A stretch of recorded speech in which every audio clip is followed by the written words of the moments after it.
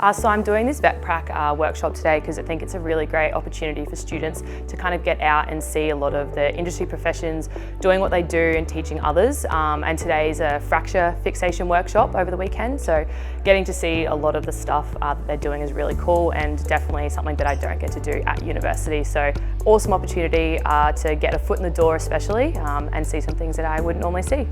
It's been such a great experience so far. They really look after you as well, and they're just excited for you to be there. They want you to get involved. Any downtime, they want you to be able to do stuff. You get all the information that all the vets that are attending the workshops get as well, so it's just really, really great for anyone that wants to volunteer. It's been a really great opportunity for me to be here because it also shows me that there's so much further learning in such a great environment, and it really excites me for what I can do once I'm out there and actually practicing veterinary science myself.